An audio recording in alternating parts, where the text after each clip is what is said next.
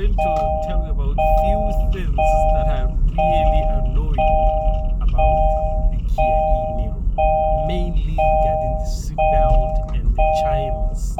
Every time you touch something or you switch on the car, there's got to be a chime. Okay, so let's go. You see, there's something wrong with the Kia Niro with regards to the seatbelts. Let me just sit here so that I can explain what the hell is going on here. You see, these seat belts, when the customer comes off, they tend to entangle themselves like this or the other way, like that. Okay? So they don't just slide in like that. Now, when they are like this, you keep on hearing as you're driving.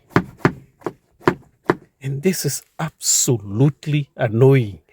Every time the customer jumps out, the seatbelt is like this. I have to come off the driver, come off my seat, open the back door, and untangle the seatbelt and put it back in like that. Or else it will be, you see, if it's like this, it's okay. It doesn't hit. But when it's untangled like that, I think it's this other way around, like that. And it's here. Every time you're driving, you hear this. I don't know, my goodness, why this is like this. I've never ever had any issues with any car with regards to the seat belts. Okay, the same thing applies to this side as well. Yeah, the same thing this side as well. If it's entangled like this, you hear this. Because these are just plastics, you know, they had to put cheap material because these cars are very expensive to make. So this is annoying. You hear this. Sometimes I forget to check them after dropping off the customer because I'm in a rush. And then all of a sudden, I go over the hump or pothole. I turn on the corner. This keeps doing this. So I'll have to come, untangle them, and then put them back on like that. Okay, this is annoying. This is the first time ever I have an issue like this with the car. All right. Yeah, another one is this. This window doesn't work. It goes down, but it didn't go up. Let me just switch on the car to show you. As you can see here, the window opens, but it doesn't go up. I don't know. What the hell? This is a new car, you know, and the window, whatever. I hear the customer saying the window is not closing. I said, no, pull it up. And he pulls up, doesn't close. So I think I have to take it to Kia to check what's wrong with that window. This side is all right. It opens, then it closes. No problems. But this side doesn't.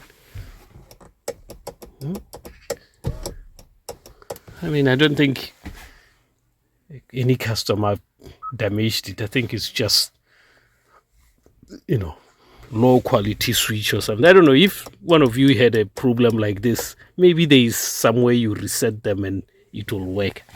So, you know, it's really annoying in that case. Okay, so like I said with the seatbelt, let me just go outside. If the customer has pulled the seatbelt and it got untangled or entangled before going, let's say it was a very large customer, because some of my customers are very large, and it's like this. Sometimes they can forget it like this. It's here. This scratch is here. As you can see, this scratch is because of this. The seatbelt will be here because it would have untangled itself here, so it didn't go back in. And you hear the door slamming it on this. Okay, so this is another issue that I just don't understand. How come Kia couldn't sort this thing out? They didn't make it in such a way that the belt just goes back in its place after the person goes out. Okay, I'll show you on the other side.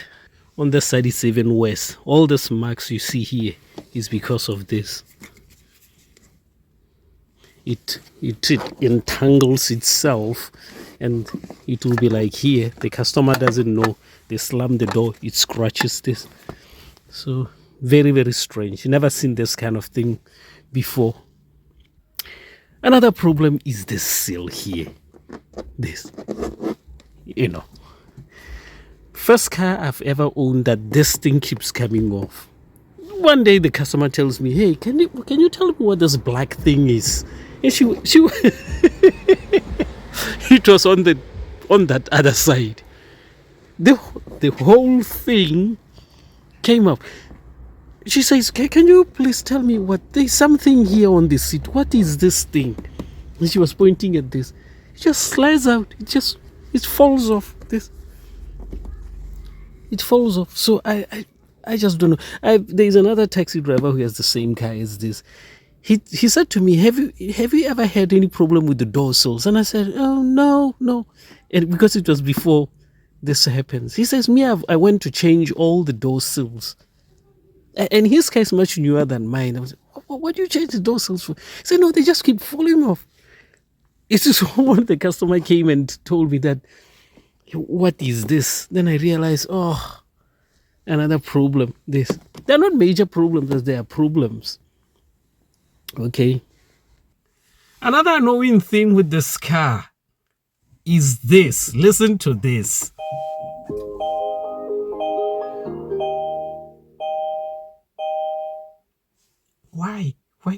Why does it have to ding, ding? Why at least doesn't just go like ding, it's on, ding, it's off. When you switch it off, listen to this.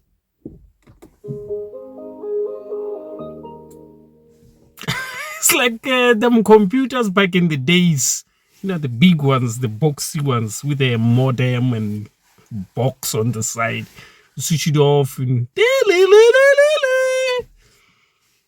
maybe it's very nice in Korea, but if you are a taxi driver and you spend the whole day in the car, this sound start to get into you. King, king, king, king.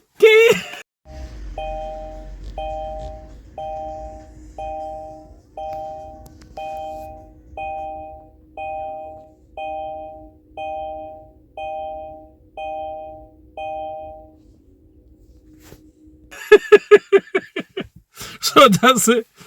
That's how it is. It's these are the few things that I just don't understand why. I mean, maybe there's somehow you can switch them off, because I don't really need them, But other than that, the car is doing very, very well. It is cold now, and sometimes in the morning when I leave, it's about 5 degrees, so it's getting even colder. But I'm still charging to 70%, and I come home still left with about 30% from 70%. So it's still doing good. And I use the heater, but I just use it very, very less. When I feel cold, that's when I switch on the heater, especially when the windscreen start to become foggy. I'll switch on the heater to clean up that steam and fog on the windshield so that I can see, But inside, I just use because these are heated seats, I use that. And I use the heated steering, which is a little bit weird because, it doesn't, I think it's just to make the steering warm for you. It doesn't warm your hands. Maybe this is where I misunderstand. I thought the heated steering warms your hands. No, it doesn't. It's a very weird kind of heat, because on the back of your hand is freezing cold, but on the other side it's warm. This is not how you warm yourself. The thing is, the air around your hands should be warm, the whole air, so that your hands are warm both sides, the same temperature both sides. But sometimes when the steering is very nice and warm, but my hands are still freezing. I have to stop and keep doing this, and touch the steering again, doing this. So I think maybe it was just done that so that the steering doesn't become too cold. But it's not the best way of warming yourself if that was the case. All right. So far everything is okay. And like I said, I'm going to change the oil again on the gearbox maybe every 2 months. I thought of 10,000 miles, but I don't feel confident with that. So I will try to do, if it's not every month, but every 2 months. I changed it just about 2 weeks ago, and the car is still running very, very good. Now, I don't know if it's just my car. Kias, they have I'll just say my car. It has a funny sound, even with the new electric motor. It's not rattling. It's a new motor, but it's not silent. I will put the sound just after this so that you hear.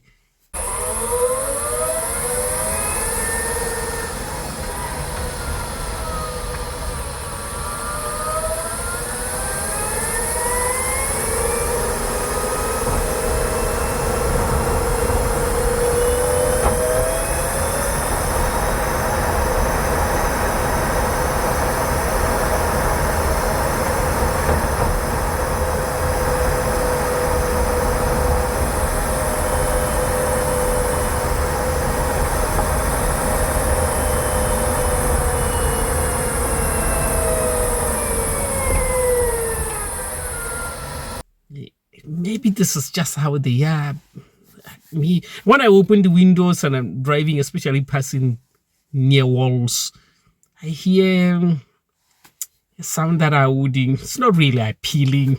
I thought it would be just silent, So that's how it is, guys. Everything is not bad. Now, like I said on the last video, I am not sure if I should just carry on taking the car for service, or should I call it a quit and just service the car myself, because I don't know exactly what Kia is going to be servicing. I don't want to pay them almost £200 for washing the car, and also I'm worried that the older it gets, because there's not much work to deal with electric cars, they might do something to the car so that to create problems, and creating problems creates faults, creates jobs for them. I don't really feel confident that they won't damage the car, because they're starting to send me messages, upgrade, get a new one. And I got this car less than 5 months now. They want me to get a new one. I haven't even driven the car. They want me to get. So I have a feeling they might do something. Maybe I'm wrong, but I just don't feel comfortable with taking the car there again, especially after seeing them test driving it.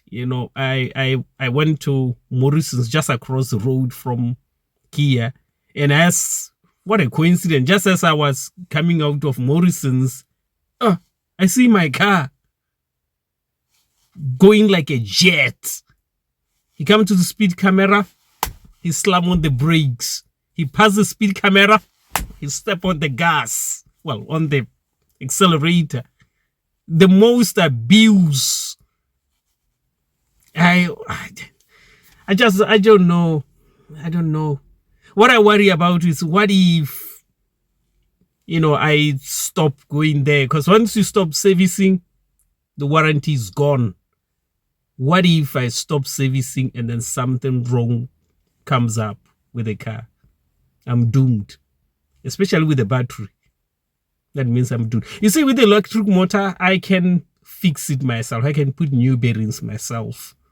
Fine. And the reduction gearbox, so I can sort that out myself. But the battery, or the BMS, or the charging system, if they go wrong before the 100,000 miles, and I haven't been taking the car there for service, for fear that they might just do something to it. You know what I mean? So I'm in crossroads here. These days mechanics are so dishonest. It's all about money, money, money, money, business, business, business. If this was diesel, yeah, I think because they know it will still come for servicing and all this, they will still make money. But with electric cars, there's barely anything to service. So you can create the job by damaging something so that that car comes there. This is why it went for the motor twice. It goes there, they change the gearbox. It goes there again, they don't change this. It goes there again, and they keep on testing the car. They can hear the sound, they still give it to me. And then it comes in, it's a new job card. That's new job, so they get paid for that. And they release the car knowing very well that it still have the sound. They still release it so that it comes in again with a new job card. No, I don't think it's good for me. This is life. Sometimes you get screwed. I'm not taking it there anymore. I will service it myself. If something completely, hard for me to fix comes up, I'll throw my hands and let it go. It was a bad deal. Just go back to diesel. Okay, so these are the things, the problems that I think are really annoying with this car. Those seat belts and the sills at the back. But in general, other than those chimes and seatbelt chiming, I think everything else seems to be very, very good. Okay, guys. So I will see you on the next video. So bye-bye. Okay, take care.